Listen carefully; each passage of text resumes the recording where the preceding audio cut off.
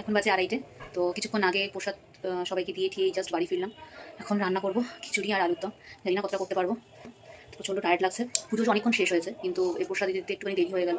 তারপরে একটুখানি কিছু ব্রেকফাস্ট তো তেমন কিছু খাওয়া হয়নি, তো ওই প্রসাদই অল্প একটুখানি খেলাম, একটু চা খেলাম, একটু রেস্ট নিয়ে এখন স্টার্ট করবো। তাই প্রথমে বসালাম আলুর দম, এদিকে আলুর দম হতে হতে ওইদিকে খিচুড়িটাও বসিয়ে দেবো।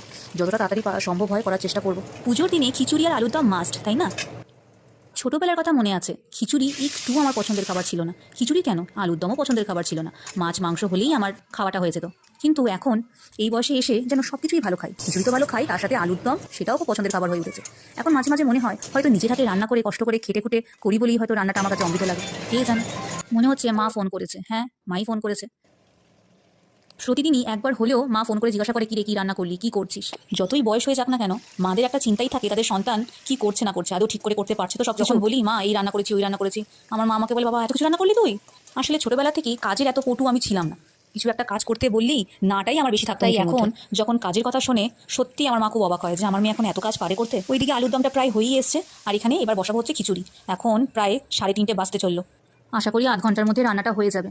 প্রায় মশলা কষেই এসেছে। এদিকে আবার ভাতটা আমি ভাজতে ভুলে গেছি, মানে গোবিন্দভোগ চালটা একটু সাদা তেলে একটু ভাজা ভাজা করে নিই আমি।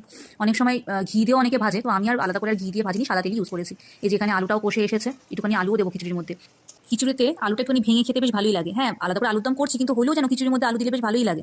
আমার মা খুব খিচুড়িতে সবজির সাথে আলুটাও দেয়। এই যে ভাত আর ডালটা দেওয়া হয়ে গেল, এবার এটা একটুখানি কষিয়ে নিই। তারপরে তো আমি গরম জল পাশে আবার একটু বসিয়েছি, গরম জলই দেবো। এবার গরম জলটা একটুখানি ঢেলে দিলাম। তো গরম জলই খিচুড়িতে দেওয়াটা ভালো, মানে আমি আমার মাকে তাই দেখেছি দিতে। এবার একটুখানি ঢেকে দেবো, কিছুক্ষণ একটু ফুটুক। এই যে হয়ে গেছে প্রায় আমার খিচুড়ি। একটু নাড়িয়ে দিলে ব্যাস, এবার একটুখানি ঘি দিতে হবে। ঘিটা লাস্টে না দিলে ঠিক ভালো লাগে না খিচুড়িতে, তাই না? আমার ঘিয়ের গন্ধ এমনিই ভালো লাগে, মানে আমার নর্মাল যদি গরম ভাতে ঘি দিয়ে একটু সামান্য নুন দিয়ে লঙ্কা দিয়ে, তাই আমার যেন অমৃতর মতন মনে হয়। আর খিচুড়ির মধ্যে ঘি না দিলে হয় নাকি? বাবা একটু বেশি পড়ে গেল মানে ঘিটা। ও আরও ভালোই হয়েছে। ব্যাস, এবার গরম গরম খিচুড়ি আর আলুর দম পরিবেশন করব। সত্যি মনে হচ্ছে ভালো হয়েছে, এত সুন্দর গন্ধটা এসছে।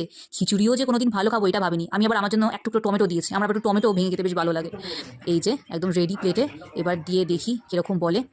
চলো তাহলে একটুখানি খেতে বসি, এবার কি যে খিদে পেয়েছে। এখন আমরা খাচ্ছি, এত টেস্ট হয়েছে খেতে। বুঝুন কেমন হয়েছে খেতে। এখন একটু রেস্ট নেবো, প্রচণ্ড ঘুম পাচ্ছে। এই যে, তো এই যে সরস্বতী ঠাকুরটা তোমরা দেখছো, এটাও 5 বছরের জন্মদিনে ও একটা গিফট পেয়েছিল। পিপি দিয়েছিল, ওর পিপি ওকে দিয়েছিল এটা।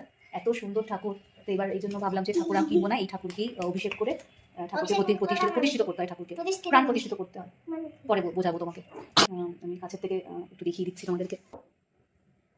এত সুন্দর, মানে আমি বারবার বারবার করে দেখছি। এই চলে এসছে। আমি করছি।